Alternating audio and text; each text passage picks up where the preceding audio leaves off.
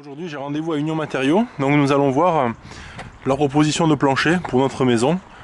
Union Matériaux Lunel, notre partenaire du projet BIMGAS. La première question était de proposer une solution à la fois performante mais aussi économique. Pour le plancher vide sanitaire, nous avons mis en évidence la possibilité de remplacer certaines fondations par des poutres industrielles. Ce système permet de réaliser une économie de béton et de réduire à la fois les portées du plancher vide sanitaire. Nous avons également préconisé un montage duo. Donc c'est un système de construction qui associe un plancher poutre alourdi polystyrène avec un isolant sous chape. Ce système nous a permis de diminuer fortement le coût du plancher, en réduisant la performance thermique du ourdi qui est compensée par l'isolant sous chape, mais aussi en évitant la mise en œuvre très coûteuse de ruptures de pont thermique au niveau donc périphérique et au niveau des refends. Cette solution a été immédiatement validée par l'entreprise de maçonnerie et confirmée par le bureau d'études thermiques.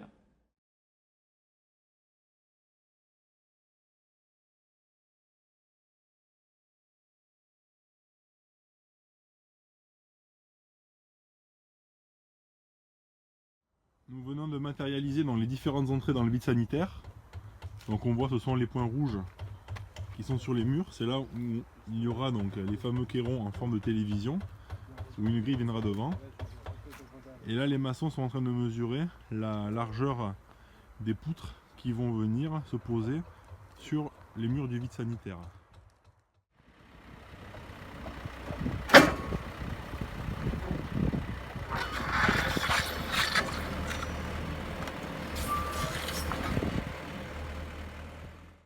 Donc voilà, les murs du vide sanitaire ont tous été montés. On a les aérations qui sont intégrées sur la dernière rangée de cairons.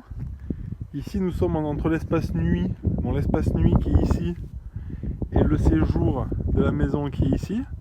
Et là nous avons donc un joint de dilatation entre les deux parties de la maison. Là-bas au fond on voit donc le cellier et le local piscine, le garage. Là nous avons donc l'entrée, donc là ici c'est la cuisine avec le séjour. Là au milieu nous avons donc l'entrée de la maison, le hall d'entrée et la partie bureau là, qui est en mitoyenneté. Voilà. Donc toutes les rangées de cairons ont été montées. Nous avons ici donc un passage qui a été fait donc, pour passer en vide sanitaire plus facilement, une petite tranchée. Et là donc le garage et là-bas au fond donc une petite dépendance de la maison.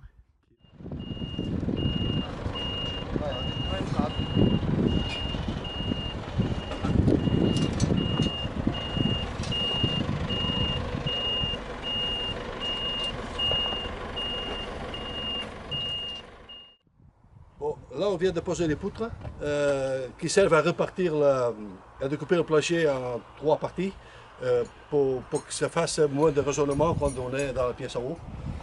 Parce que c'est très large, alors on est obligé de repartir en parties plus petites. Et là, on les pose sur des murs, sur des piliers béton hein, qui sont supportés de l'en bas. C'est pour ça qu'on ouvre. On ouvre la partie d'en bas pour que le béton il vienne en bas, au coffret, qui sera vibré et elles sont reliées après par les murs et par les chaînages qui vont venir autour.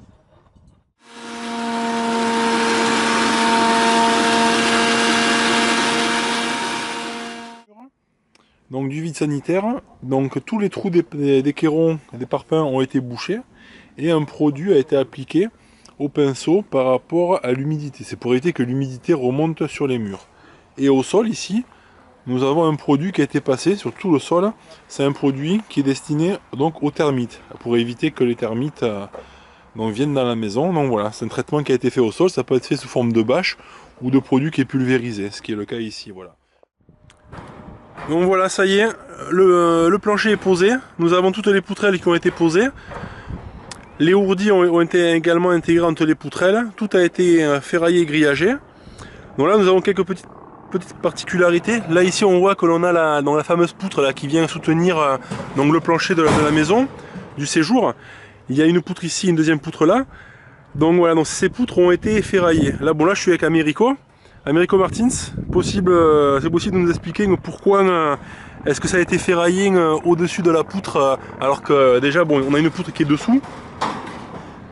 Ces ferrailles-là, ça sert à rigidifier la poutre pour faire un ensemble de tout.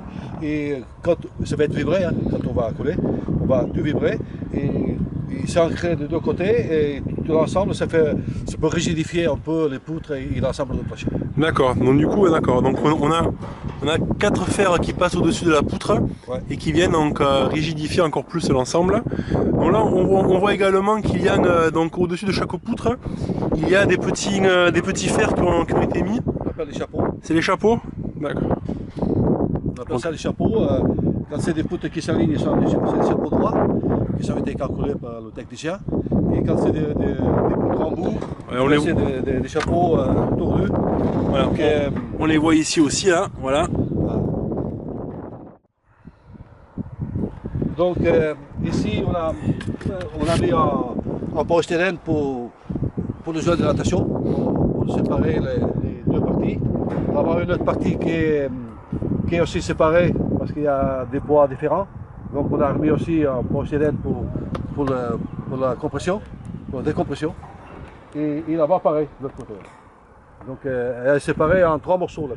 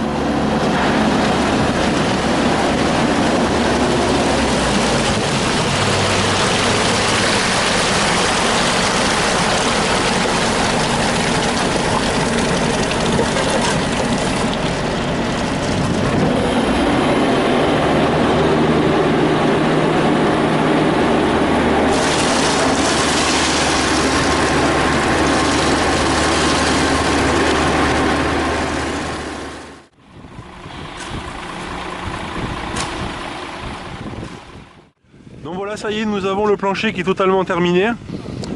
Donc nous avons donc un plancher KP1, donc les poutres que nous avons ici sont de la marque KP1, les poutrelles également dessus et les ourdis également, donc KP1, c'est un plancher KP1 1000 watts.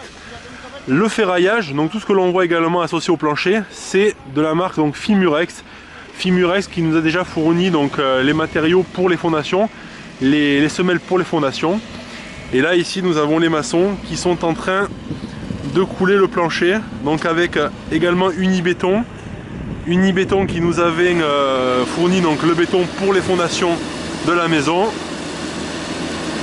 Et là bon, ben, c'est pour couler donc le plancher.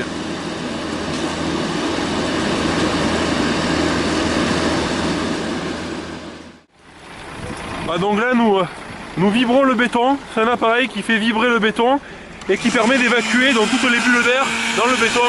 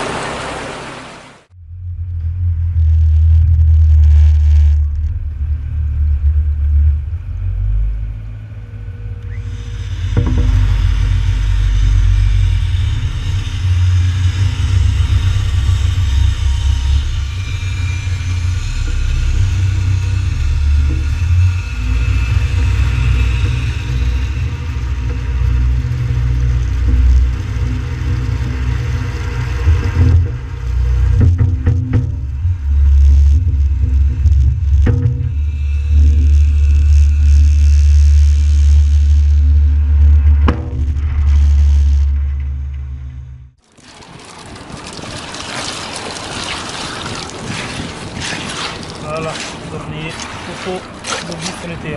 Voilà, fini.